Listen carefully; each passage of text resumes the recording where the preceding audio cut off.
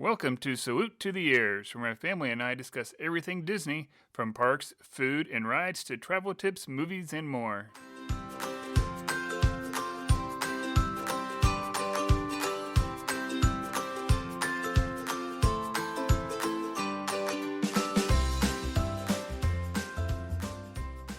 Hello, everyone. Welcome back to Salute to the Ears. I am your host, Jeremy Simon, and this week I am riding solo once again, and we are going to discuss news that's going on in Disney World. And I don't know about you, but we are happy that it is finally getting warm. Spring is around the corner, and that means Flower Garden has started up down at Epcot. That's how we know spring is coming. So there's all kinds of stuff going on down at Disney World, or getting ready to go on down at Disney World. Stuff they're doing for things that are coming, like the 50th anniversary. All the prep is happening. Some of this stuff is starting to leak out that's going on. Go ahead and jump right into it. Over at Magic Kingdom, the castle is going to be wrapped in, it looks like, gold ribbon. There's going to be some twinkly lights, and they're calling iridescent. That's going to be the color of the 50th anniversary, it looks like. Iridescent, like EAR. They're going to be some of those kind of pink, silver, blues lights projected up on the castle. Mickey and Minnie are also going to be wearing costumes. Their attire is going to be in the iridescent colors over there. On the castle, like I said, you're going to have the extra gold ribbon going around there, some twinkly lights to try and make it look a little bit more fancy, I guess. Over at Epcot, the Spaceship Earth, the big golf ball, it's also going to have some of the iridescent lights projected up on it, and it's also now going to have LED lights up on it that are going to twinkle. Those are staying. That's going to be permanent. That's not just for the 50th.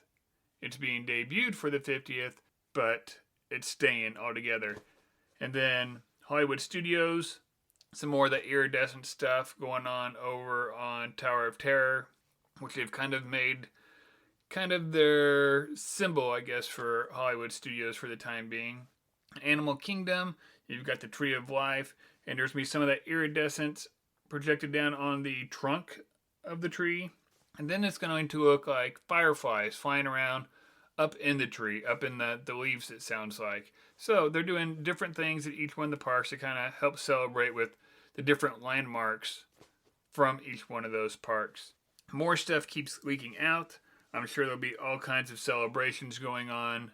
There will be more costumes, more treats, more merch. All that's going to come out the closer we get. And I got a feeling we're probably going to start seeing more discounts the closer we get as well.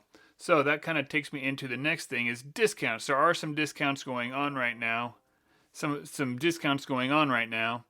Like, if you book 4 nights, 3 days, you get the whole package, the hotel and the tickets. You get 2 extra days. Now, that one's not going on, or that one is going on for a little bit longer, not a whole lot longer. And then they just renewed, this is the one that affects me and my family, the military discount. So tickets are drastically reduced from what you would get them from the normal face value from Disney, almost 50%. It is really a good deal. It's what we do every single time that we go. That's what we use. We don't have an annual pass. We don't go enough, unfortunately, to have an annual pass. So we use the military tickets. Those have been going on the whole time. Now they extended those, and they also just brought back out the resort discounts. We've used this several times. We used this on our last trip back in December. It was quite the savings, somewhere in between 30 and 40%, depending on which resort you're going to. It doesn't include the villas. Most suites it does not include. So you have to kind of pick and choose where you want to use it at, figure out what's going to be best for your family, but it is drastic savings. It's a great deal. I'm glad Disney keeps continuing it for the military. I know we enjoy using it. It's really a good way to save some money. We're just going to go ahead and hop on in to what's going on with the resorts right now. Right now, there are pool refurbishments going on all over the place. It's Saratoga, the Values.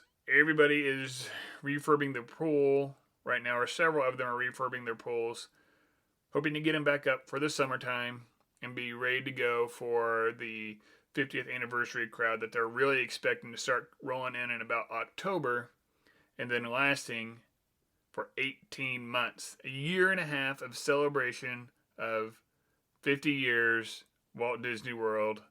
So expect some good things coming as they're able to increase the crowds and bring more people in. Good things will be coming, and I think there's probably going to be some more discounts and all kinds of fun stuff.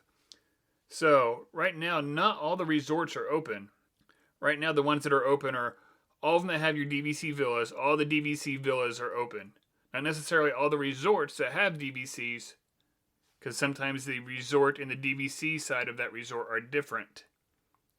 So some of the resorts aren't open, like Wilderness. Right now, you can go over to Wilderness, stay in a DVC villa, but you can't stay in the rooms.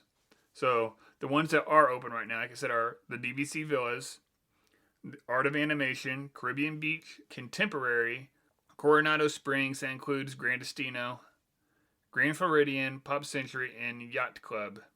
We do have news on when some of these other ones are going to open up. All Star Movies is opening up March 22nd, Beach Club May 30th, Wilderness June 6th, and sometime this summer, whenever the construction is done, the Polynesian will open back up. You got those ones that are getting ready to open back up. Be advised, though, that over at Contemporary, which is already open, they are getting ready to start some construction, so you will have some construction to deal with in the main tower. And I don't know how much of that they're going to close down, but I got a feeling there are probably some closures over there coming as well. So there are some resorts we don't even have dates open for yet. All-Star Movies and Sports. All-Star Sports, I got a feeling we probably won't. It'll be one of the last ones to open back up as far as values. One, it seems to be the one of them people like the least, and it's really where people stay at with when they're coming down for big sporting events for youth, whether it's cheerleading or football or whatever, basketball tournaments or whatever they got going on over at Worldwide of Sports. That's really where a lot of those kids and teams stay. So there's no rush really getting that one open. All-Star Movies, that'll probably be the first. That one will probably open up before sports, but I don't think there's really a rush with that one either. They run into the same problem that we're going to talk about here with some of these other ones. There's really only one form of transportation, and it's not really a huge need for it yet because the crowds are still smaller than peak times, normal times. So it may open up again, but one, it's not one everybody loves, and two, it's just there's not a big need for it right now. So then over at Animal Kingdom, Jumbo House, just the hotel part, there's no word whenever that's going to open up. Boardwalk Inn, no opening date for those resort rooms either. The villas are open, but not the hotel rooms. And then Port Orleans, keep searching for stuff. Port Orleans is French Quarter and Riverside. Neither one has a date for opening yet. And I keep trying to figure out why, and I think part of the reason is they don't want to have to, that's a big staff to have to bring back. That could possibly be a lot of rooms that'd be sitting empty because right now they don't have the need for them. And there's only one form of transportation. So just like All-Star Movies and Sports, only one form of transportation, and that's the buses. And that pretty much everyone's least favorite form of transportation. I think maybe that has something to do with it. I don't know for sure, but it's harder to get people around when there's only one form of transportation, especially when that form of transportation is limited within itself of how many they bring on there. So if you get Riverside, which is a huge resort, completely full of people, and Caribbean, which is is a big resort, and all those buses that are limited, that's that many more buses and bus drivers and everything else that you're going to have to bring in. That said, they are starting to hire bus drivers again. Not just bringing back ones that are laid off, but actually going out seeking, trying to hire new bus drivers. So maybe sometimes around the corner, as they're able to kind of ramp stuff up, get more people in. Maybe these resorts are open back up and then get more people on the buses or get more buses going so that they can open up these parks. As we personally love Port Orleans, French Quarter, and Riverside.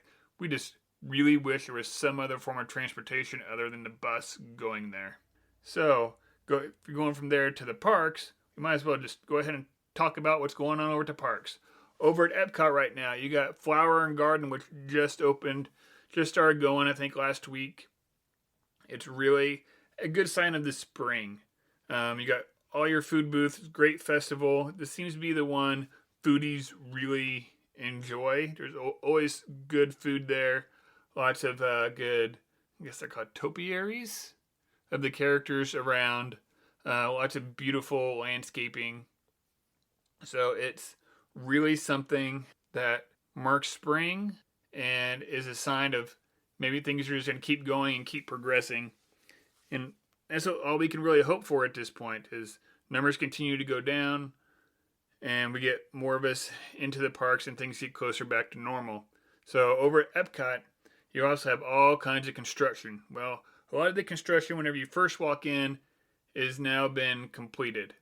It's in between the main gate and Spaceship Earth. A lot of those walls have come down. You got the new pylons up there, the new fountain, and new landscaping, and it's really pretty, and it's really a good throwback to the way that it used to be. And hopefully, I think what's going to happen is as you get up closer to on top of the hill and you get past Spaceship Earth, you're going to see how it's going to be, or kind of the future part of it.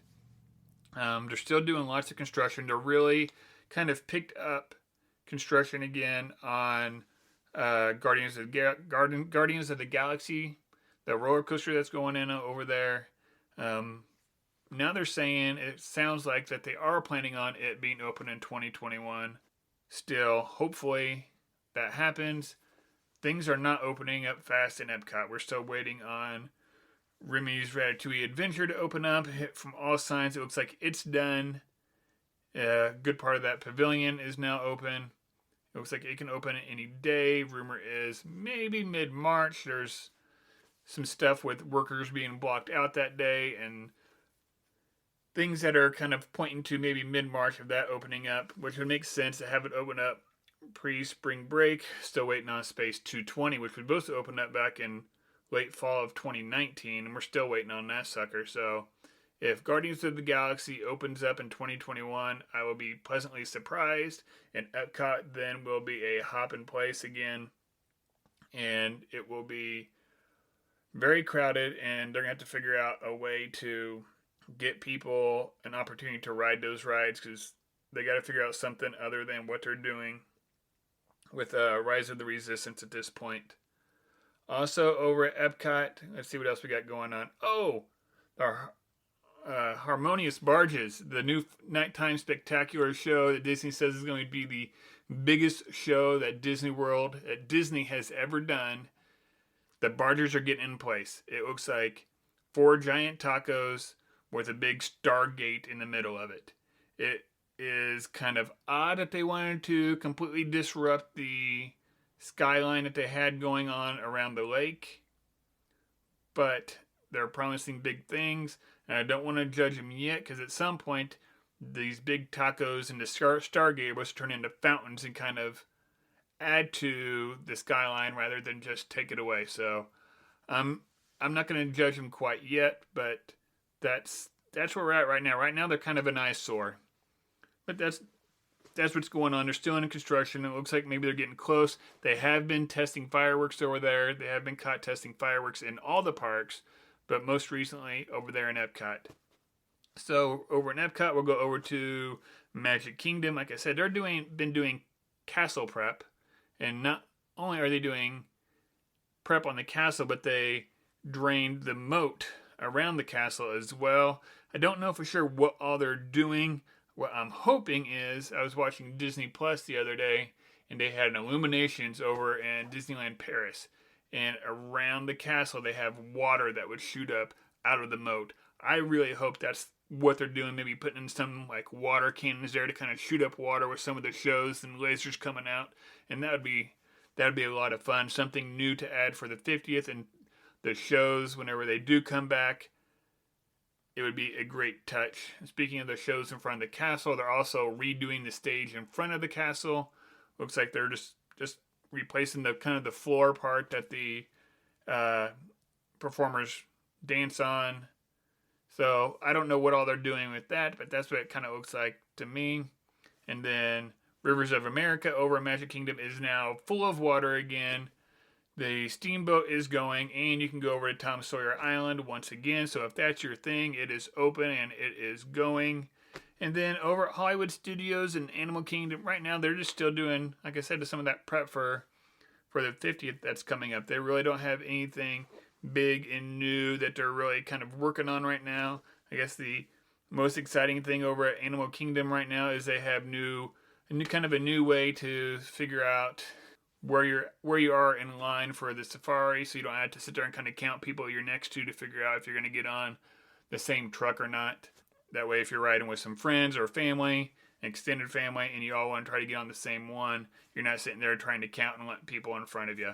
So that's really all that's going on over there.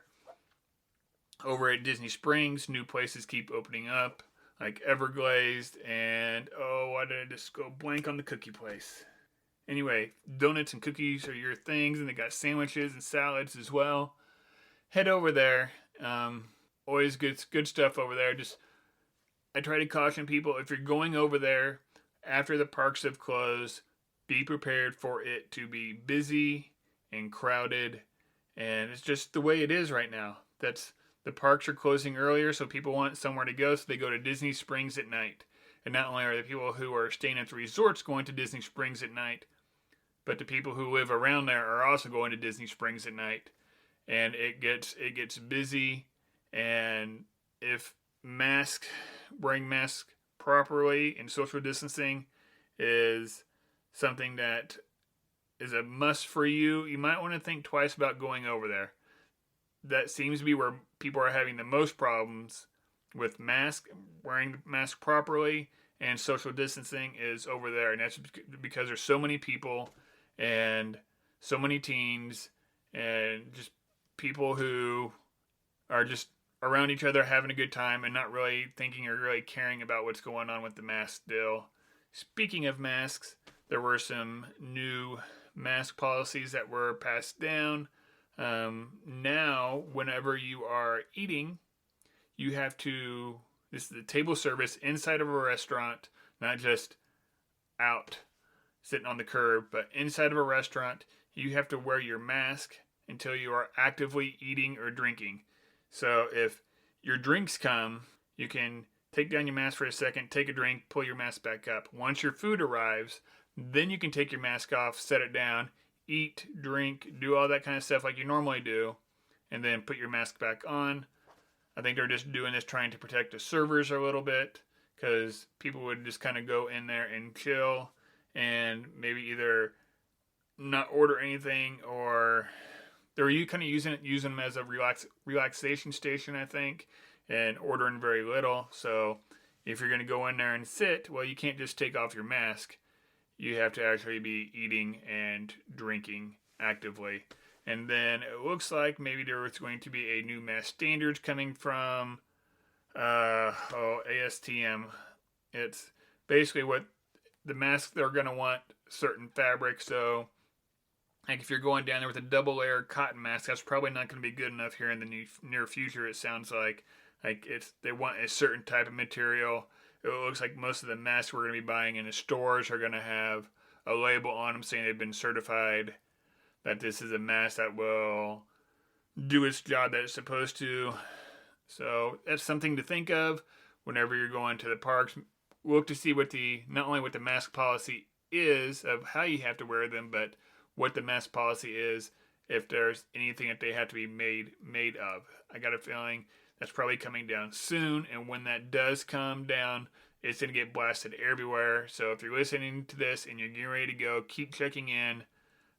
Look at places like Disney Food Blog, and All Ears. Those are good places to look. When stuff gets updated, they are on it immediately and they put it out on social media, or you can just go to their websites and you'll be able to get that policy immediately, or just keep checking back with Disney themselves. Sometimes it's a little hard to navigate that and figure out where stuff's at, some of that policy stuff. So just follow some of those other ones on social media and maybe you'll find it. Or you can also just follow us on social media, and if I hear anything, I will let you know. You can always follow us on social media at Salute to the Ears, at Twitter and Instagram. And then you can also listen to this podcast at Spotify, Simplecast, Stitcher, Google. Pretty much anywhere you can get a podcast, you can find us. So we try to bring them to you fairly regularly.